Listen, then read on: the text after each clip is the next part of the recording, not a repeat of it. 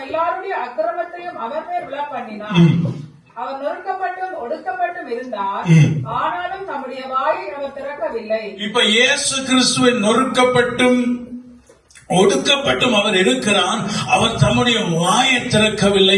ஏன் என்று சொன்னால் அவர் அப்படித்தான் சம்பவிக்க போகுது, இப்படித்தான் இயேசு வரப்போறார், இப்படித்தான் ஒரு காரியம் நடக்க போகுது என்று சொல்லி ஏற்கனவே சொல்லுகிறார். இயேசு ஆடுகளைப் போல, மயிர் கத்தரிக்க கொண்டு போற ஆடுகளைப் போல அவர் அப்படியே பேசாம அமைதியா இருந்துடுவார் என்று சொல்லி வேதத்தில் சொல்லப்பட்டிருக்கிறது. ஹல்லேலூயா. ஏன் என்று சொன்னால் இந்த மனிதர்கள் எல்லாரும் வழி தப்பி போனதினால், அவர்கள் தேவனை விட்டு விலகி போனதினாலே இயேசு வர வேண்டி இருந்தது. ஹல்லேலூயா.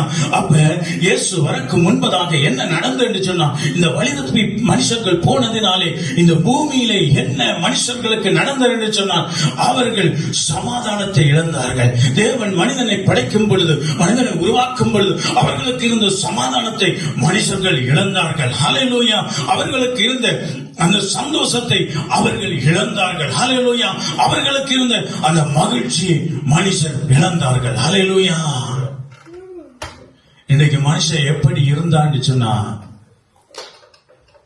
இன்றைக்கு எப்படி இருக்கிறான் வெளியில என்று சொன்னா, உங்களை பத்தி அல்ல, வெளியில இன்றைக்கு எப்படி இருக்கிறான்னு சொன்னா, களவு, பொய், விபச்சாரம், வேசித்தனம், கொலை, கொள்ளை, சண்டை என்று சொல்லி நல்லாய் தேவன் படைத்த இந்த பூமியை நாசமாக்கி வச்சிருக்காங்க. ஹல்லேலூயா. ஹல்லேலூயா. நல்லா படைத்த பூமியை என்ன செய்து வச்சிருக்காங்க? கலவர பூமியாய், ஒரு யுத்த பூமியாய் மாற்றி வச்சிருக்காங்க. ஏன் தெரியுமா? இனத்துக்கு இனம் சண்டை, மனுஷனுக்கு மனுஷன் சண்டை, மதத்துக்கு மதம் சண்டை, சாமிக்கு சாமி சண்டை. ஹல்லேலூயா. எல்லாத்தையும் மனிதன் உருவாக்கி கடைசியில எங்க கொண்டு போய் மனுஷன் முடிச்சிருக்கான்னு சொன்னா, சண்டையில முடிச்சிருக்கிறான். இன்றைக்கு அது ஓயாது. இயேசு கிறிஸ்துவே சொன்னார், அவர் வருகைக்கு உரிய அடையாளங்களை சொன்னார். யுத்தங்களையும் சத்தங்களையும் நீங்க கேள்விப்படுவீர்கள், ஆனாலும் என்ன இல்லை, முடிவு இல்லப்பா, முடிவில்லை. இது மனுஷன் உருவாக்கினது, அவன் அதை அனுபவித்துத்தான் ஆக வேண்டும். ஹல்லேலூயா. ஆனால் இயேசு வந்தது அவரால் தெரிஞ்சு கொள்ளப்பட்ட உங்களை. ஹல்லேலூயா. உலகத்தை வெளியில இருக்கிறவன் அல்ல, உங்களை மீட்கும்படியாக. எதனை சொல்ல முடியும் சந்தோஷமா? என்னை மீட்கும்படியாக இயேசு வந்தார், என்னை மீட்கும்படியாக அவர் மரிச்சார், என்னை மீட்கும்படியாக அவர் உயிர்த்தெழுந்தார். ஹல்லேலூயா. அப்ப மனுஷர்கள் சண்டை சச்சரவினாலே இருந்தபடினாலே, இந்த பூமியில ஒரு ரத்த கலரியா இருந்தபடினாலே மனுஷனை மீட்க இயேசு வர வேண்டி இருந்தது. ஹல்லேலூயா. ஏனென்று சொன்னால் மனுஷன் மேல அவர் வைத்த அன்பு. ஹல்லேலூயா. மனுஷன் மேல அவர் வைத்த அந்த நேசம். ஏசாயா 50ஆம் அதிகாரம், ஏசாயா 50வது அதிகாரம் 6வது வசனத்துக்கு நேராய் திருப்பிக் கொள்ளுங்க. அங்கே மனுஷன் நீங்க பாருங்க, எங்க மேல, உங்க மேல இயேசு வைத்த அன்புக்கு அவர் ஒரு அடையாளமாய், அதுக்கு நிகராய் அங்க ஒரு காரியத்தை ஏசாயா தீர்க்கதரிசி சொல்லுகிறார். பாருங்க 6வது வசனம் 56ல சொல்லுகிறது, இப்ப இயேசு கிறிஸ்து அடிக்கிறவருக்கு அவருடைய முதுகையும், தாடை மயிரை, அங்கே இயேசு கிறிஸ்துவை சிலுவையில கொண்டு போகுது, அவருடைய மயிரை, தாடை மயிரை பிடிச்சு இழுக்கிறாங்க. தாடை மயிரை புடுங்குறவர்களுக்கு அவருடைய தாடையையும் ஒப்பு கொடுத்தேன். இப்ப பாருங்க, அவமானத்துக்கும் உமிழ்நீருக்கும் என் முகத்தை அவர் மறைக்கவில்லை. ஹல்லேலூயா. தேவனுடைய பிள்ளைகளே, நாம சாதாரண மனுஷனா இருக்கிறோம். நாம எதையும் சகித்துக் கொள்வோம். ஒருத்தன் சில நேரம் நம்மை அடிச்சு இல்லாம பண்ணினாலும் நாம என்ன செய்துடுவோம்? சகித்துக் கொள்வோம். ஆனா ஒருவன் வந்து காரி முகத்துல துப்பினா யாராவது சகித்துக் கொண்டிருப்பீங்களா? முடியுமா? இது நீ 30 வருஷமா ரட்சிப்பில் இருக்கலாம், 50 வருஷமா ஊழியம் செய்யலாம். உங்களுக்கு முன்பாக அங்கால துப்பைக்கு ஒரு ட்ரொப்பு பட்டாலே நமக்கு சுள்ளண்டு என்ன செய்யுது? என்னடா இந்த மனுஷனுக்கு துப்ப கூட தெரியலையா? அவரை நமக்கு துப்ப மாட்டேன்னா அங்கால துப்புவாங்க. ஒரு ட்ரப் பட்டாலே. இப்ப இயேசு பாருங்க, மறிக்க கொடுத்தது மாத்திரமல்ல, உங்க மேல நம்ம மேல வர வேண்டிய அந்த அவமானத்தை, நிந்தையை, பாடுகளை அவர் ஏற்றுக்கொள்றதுக்கு அடையாளமாய் என்னத்தையும் கொடுத்தாரு. அவமானத்துக்கும் உமிழ்நீருக்கும் என் முகத்தை அவர் மறைக்கவில்லை. அப்படி என்று சொன்னா புதிய ஏற்பாட்டில் பாத்தீங்கன்னு சொன்னா அவர் தன்னுடைய முகத்தை அதுக்கு மறைக்கவே இல்லை. ஹல்லேலூயா, ஹல்லேலூயா.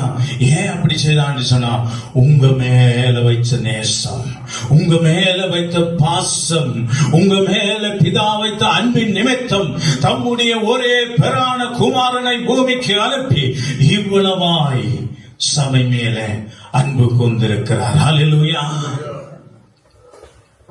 இப்ப மரணம் போயிட்டாரு, மரணத்துக்கு போயிட்டாரு.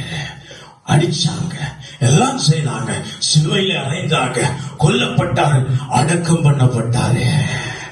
இப்ப அந்த மரணம் அவரை மேற்கொள்ளவில்லை. ஹல்லேலூயா. மரணம் என்ன செய்யல, அவரை மேற்கொள்ளவில்லை. இத கூட ஏசாயா எழுதி வச்சிருக்காரு. நீங்க பாருங்களேன், 25வது அதிகாரம் 8வது வசனம் என்ன சொல்றது? அவர் மரணத்தை ஜெயமாக விளங்குவார். ஹல்லேலூயா. மரணத்துக்குள்ள போறாருங்க, ஆனா மரணம் என்ன செய்ய முடியல, இயேசுவை எதிர்த்திருக்க முடியல. மரணம் அவரை மேற்கொள்ள முடியல. இதைத்தான் ஏசாயா சொல்லுகிறார் 8வது வசனத்தில். அவர் மரணத்தை ஜெயமாக விளங்குவார். கர்த்தராகிய தேவன் எல்லா முகங்களிலும் இருந்து கண்ணீரை துடைத்து தமது ஜனத்தின் நிந்தையை பூமியில் இராதபடிக்கு முற்றிலும் நீக்கிவிடுவார். தேவனுடைய பிள்ளைகளே, இன்னைக்கு நீங்க ஏதோ ஒரு துக்கத்தோடு, ஏதோ ஒரு வேதனையோடு, ஏதோ ஒரு காரியத்தோடு வந்திருக்கலாம். ஆண்டவரே, இந்த காரியம் எனக்கு வாய்க்க இல்லையே, ஆண்டவரே இவ்வளவு ஜெபம் பண்ணி, இவ்வளவு பிரயாசப்பட்டும் ஆண்டவரே என்னால ஜெயிக்க முடியலை என்று சொல்ற பொழுது இந்த வசனத்தை நீங்க கொஞ்சம் நினைவு கூறுங்க. ஏன் இயேசு அவர் மரணத்தை ஜெயமாக விளங்குகிறார். அது மாத்திரமல்ல, அங்கே வசனம் சொல்றது, கர்த்தராகிய தேவன் எல்லா முகங்களும் இருந்து கண்ணீரை துடைப்பார். ஹல்லேலூயா. தேவனுடைய பிள்ளைகளுடைய கண்ணீரை துடைத்து தமது ஜனத்தின் உங்களுடைய என்ன செய்ய போறார், நிந்தையை பூமியில் இராதபடிக்கு முற்றிலும் நீக்குவாராம். ஹல்லேலூயா. இதாங்க இயேசு கிறிஸ்து கொடுக்கப்பட்ட பொறுப்பு. இன்றைக்கும் அவர் உங்கள் நிந்தையை மாற்றுகிற தேவனாய் இருக்கிறார். ஹல்லேலூயா. ஆனபடினாலே அவர் கல்லறைக்கு கொண்டு போனாலும் மரணம் அவரை மேற்கொள்ள முடியவில்லை. ஹல்லேலூயா. நீங்க திருப்பிக் கொள்ளுங்க. புதிய ஏற்பாடு யோவான் 10ஆம் அதிகாரத்திலே அங்கே 17வது வசனம். யோவான் 10ஆம் அதிகாரம். மரணத்தின் மேல் அதிகாரம் உள்ள தேவனாய் அவர் தன்னை காண்பிக்கிறதை நான் காண்பிக்க விரும்புகிறேன். யோவான் 10ஆம் அதிகாரம் 17-18 வாசிங்களேன். நான் என் ஜீவனை மறுபடியும் அடைந்து கொள்ளும்படிக்கு. இங்க இயேசு சொல்லுகிறாரு, அவர் மரிப்பதற்கு முன்பாக சொல்லுறாரு, நான் மரிக்க போறேன். ஆனால் அவர் சொல்லுறாரு, நான் என் ஜீவனை மறுபடியும் அடைந்து கொள்ளும்படிக்கு, அதை ஜீவனை நான் கொடுக்கிறபடினால் பிதா என்னை அனுப்பினவர், உங்களை நேசிக்கிறவர், உங்களை பாதுகாக்கிறவர் என்னில் அன்பாயிருக்கிறதினாலே ஒருவனும் அந்த என்னுடைய ஜீவனை எடுக்க முடியாது, நானே கொடுக்கிறேன். இன்னைக்கு என்ன பேச்சு உலகத்தில்? இயேசு கிறிஸ்துவை யூதர்கள் அறைந்தார்கள், இயேசு கிறிஸ்துவை ரோமர்கள் கொன்றார்கள். உண்மைதான், சரித்திரத்தின்படி உண்மைதான். ஆனால் இயேசு என்ன சொல்லுகிறார்? ஒருவனும் அதை என்னிடத்திலிருந்து, அப்படி என்று சொன்னார், ஜீவனை என்னிடத்திலிருந்து எடுத்துக்கொள்ள மாட்டான், நானே அதை கொடுக்கிறேன்.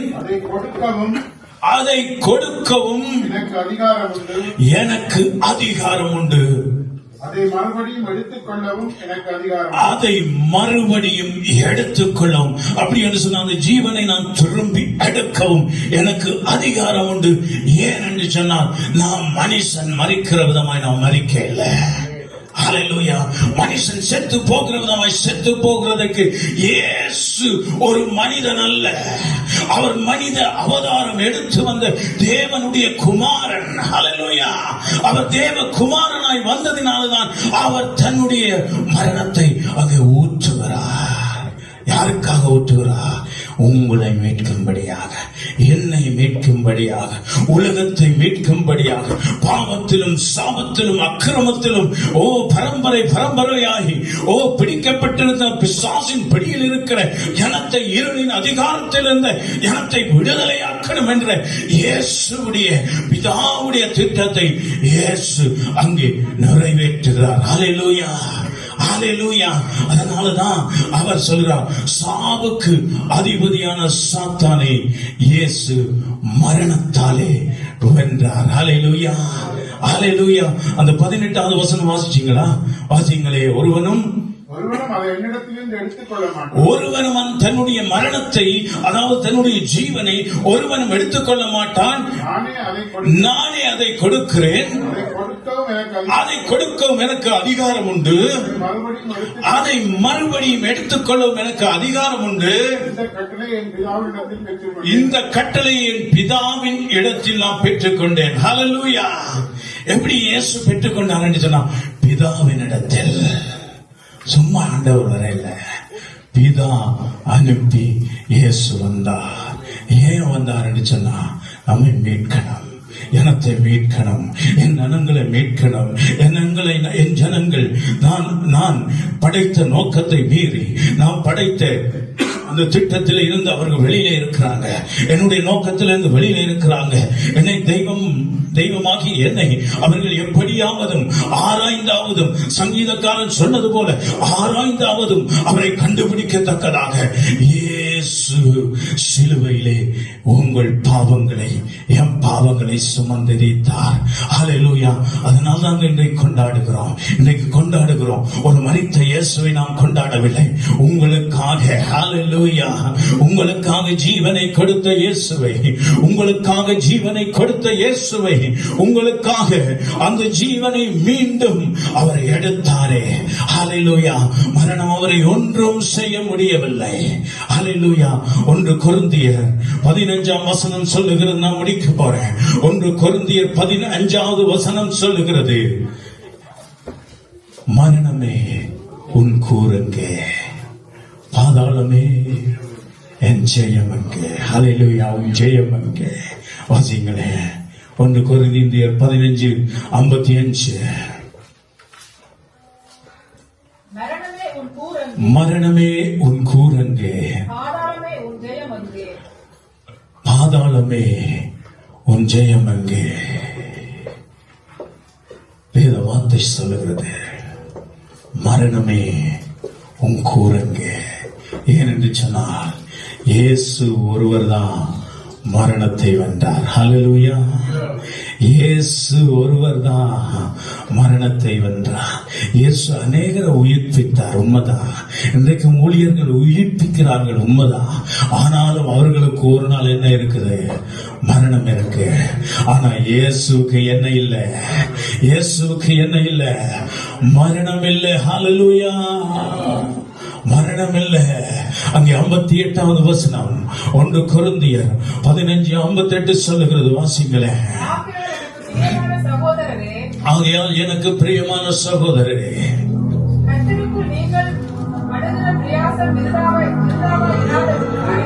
கர்த்தருக்குள் நீங்க படுகிற பிரயாசம் விருதாவாய் இராதென்று அறிந்து நீங்கள் உறுதிப்பட்டவர்களாய், அசையாதவர்களாய், கர்த்தருடைய கிரிகைகளை எப்பொழுதும் பெறுகிறவர்களாய் இருப்பீர்களாக. ஹல்லேலூயா. அங்கே வேதம் அழகாய் சொல்லுகிறது, ஆகையால் எனக்கு பிரியமான சகோதரரே, கர்த்தருக்குள் நீங்கள் படுகிற பிரயாசம், இயேசுவுக்காக நீங்க படுகிற பிரயாசம், அது ஒரு நாளும் விருதாவாயிராது என்று அறிந்து நீங்க இயேசுக்கென்று செய்கிற, கர்த்தருக்கென்று செய்கிற எந்த காரியமும் ஒரு நாளும் அது விருதாவாய் போகாது. நீங்கள் உறுதிப்பட்டவர்களாயும் கிறிஸ்துவுக்குள்ளே அசையாதவர்களாயும் கர்த்தருடைய கிரியையிலே எப்பொழுதும் பெறுகிற ஒன்றாயும் இருப்பீர்களாக.